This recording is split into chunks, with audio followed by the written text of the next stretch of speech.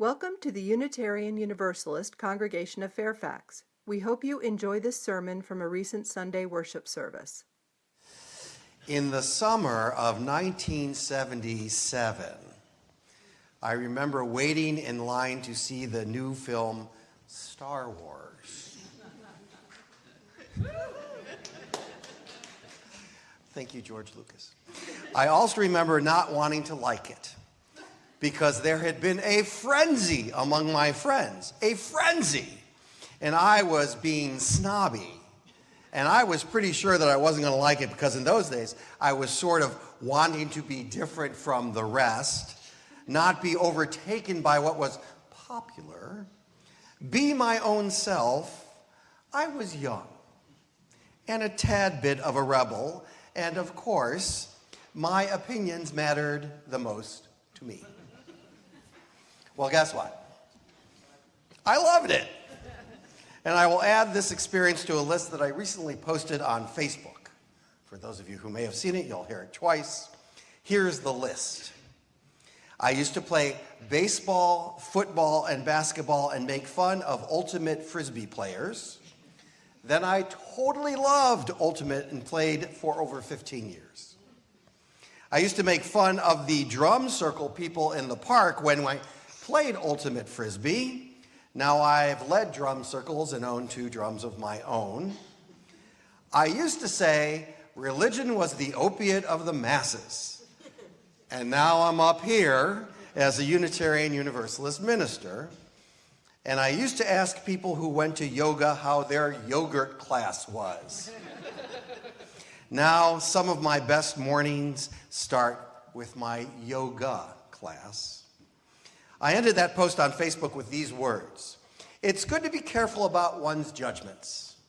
You never know when your one-time judgment will come back to be the thing that makes your life more whole, holy, and full.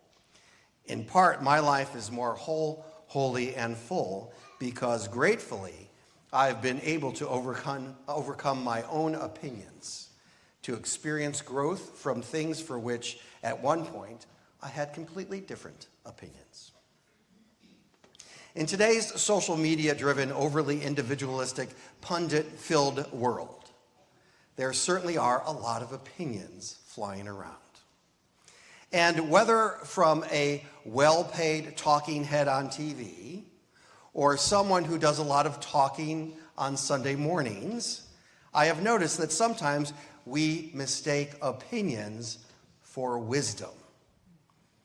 Now, I will say, sure, there are plenty of times when I listen and hear people's opinions, and I am struck by what I perceive as wisdom, but there are also plenty of times when an opinion is stated where the one who is opining truly believes that they are being wise, and it feels like a long cry from one might call wisdom.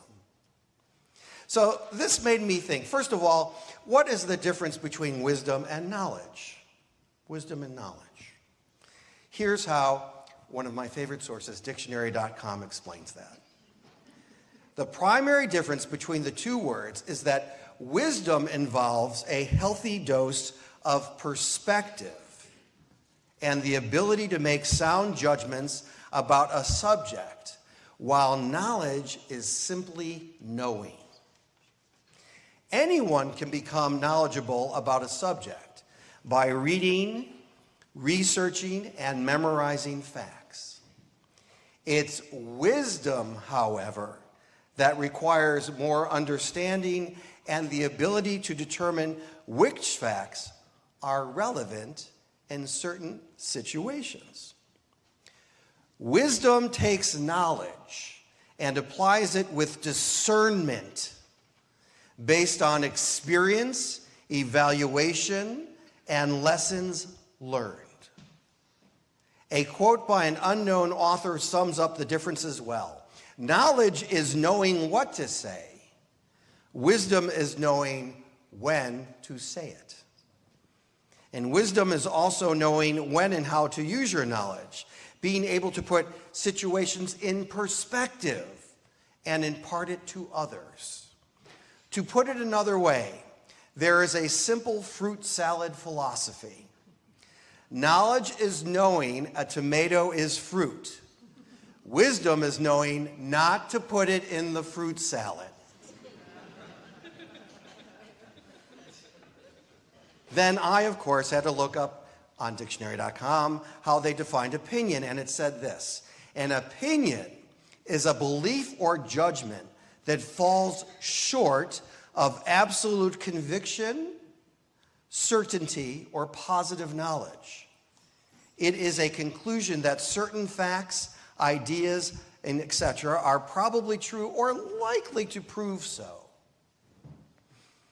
I hear a lot of opinions about so many things being thrown around in our world. 8 or so months before the election, there are opinion poll after opinion poll about who's going to win and how it will all play out. And on some days, I can't even bear to listen to it.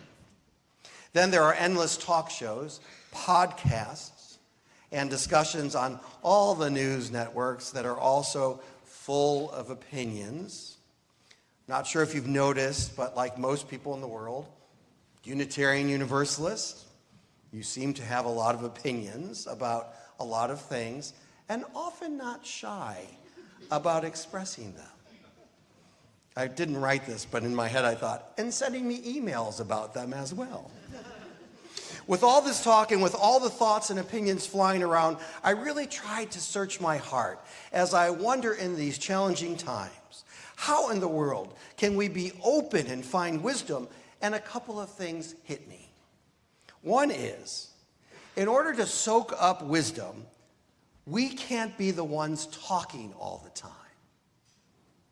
Whatever the source, wisdom can only enter our consciousness if when we seek it, we are actually open to receiving it. We must have an open mind and an open heart. If only the thoughts and the opinions that matter to us are our own, then there isn't much room for much else in there. Recently, in my own search and need for increased wisdom to understand and contextualize and process our world and my place in it, I have begun to seek and find wisdom in the most unexpected places. I will be honest. When I started going to yoga, I did so because I thought it would help my body get back into shape after the pandemic years and a variety of health challenges. I had taken yoga for bad backs at the YMCA in San Diego many years ago, and it really wasn't much of a wisdom-filled spiritual experience. Well, my new yoga experience couldn't be more different.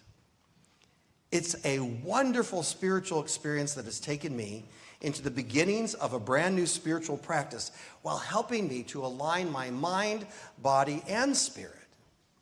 So if you saw the sermon title from today and hoped that I would tell you all about yoga, I hope you weren't misled, because I am just learning the difference between a child's pose and a downward dog.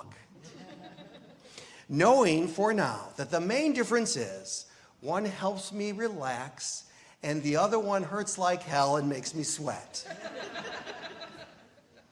One way the yoga is helping me find some wisdom is from a source that I never expected and didn't anticipate, but from those who are the teachers of the classes, who often during the course of the class relate words and thoughts, lessons, if you will, that I have found filled with wisdom and at times in various ways have made their way into what I've recently conveyed to you on Sunday mornings.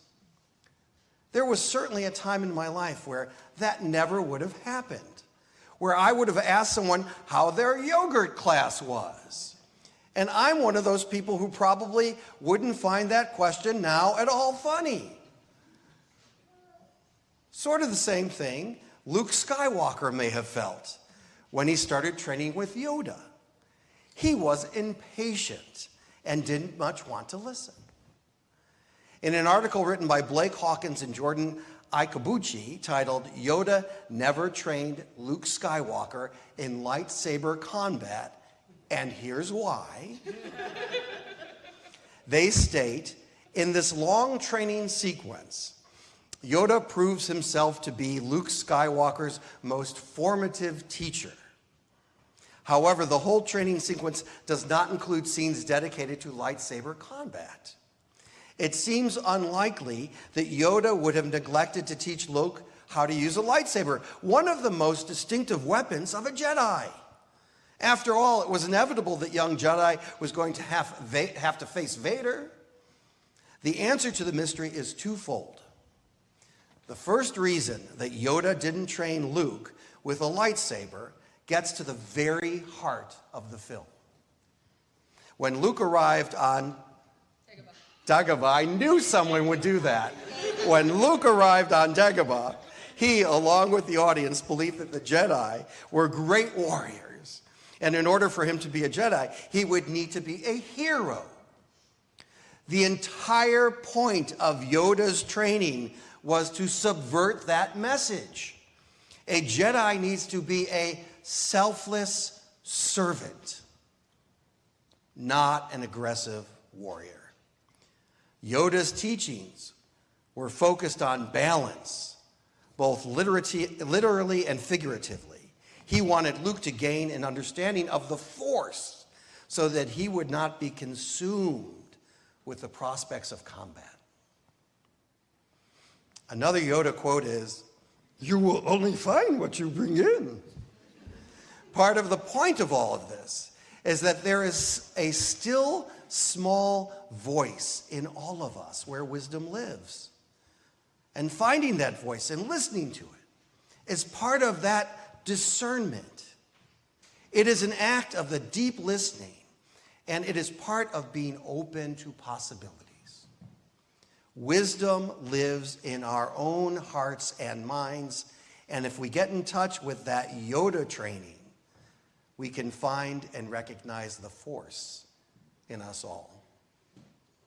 So although it may just be my opinion, take it for what it is, and not any deep wisdom, and since I was hired to be here on Sunday to express it, whatever it is, I say that these are heady days where opinions are everywhere about all kinds of subjects. And I'm not saying do not seek or express opinions. What I'm trying to highlight is that not all opinions, both ours and others, should be mistaken for wisdom. So today I am expressing an invitation to practice 3 simple and yet often challenging things. First, the practice of opening our minds and hearts to sources both known and unknown. It can often be surprising that when we seek beyond what we know, even in ourselves, it can be amazing what we find. Next, be willing to listen deeply, including listening to our deepest selves and to others for what brings the wisdom in ourselves alive. And 3, please stay curious, especially about the possibilities new wisdom may bring. Staying curious asks the question, tell me more. And I can open new paths that without curiosity might never be explored. Remember, wisdom requires more understanding and the ability to determine which facts are relevant in certain situations. Wisdom takes knowledge and applies it with discernment based on experience, evaluation, and lessons learned. Now, I'm well aware that I am not the wisest person in the world, but the hope is that on any given Sunday, not every Sunday, because that would be unlikely, but certainly every once in a while there's something said or read or sung in these services that contains some kind of nugget to help us all live more fully into our belovedness. On this day, whether yoga or Yoda, your innermost self, or some other source, what I'm saying is that wisdom is more fully found by those who seek it, because what we do know is that closed minds and hearts will mostly only hear the sound of their own voices. So may we be willing to truly have open minds and hearts. May we be willing to deeply listen, and may we be willing to stay curious about possibilities. It's hard to know from whence wisdom will come, but if we are open to it, sources of wisdom just might surprise us. May that be so, and amen. Thank you for listening to this sermon from the Unitarian Universalist Congregation of Fairfax. To listen to more sermon podcasts, go to uucf.org/worship-services and scroll down to sermon podcasts.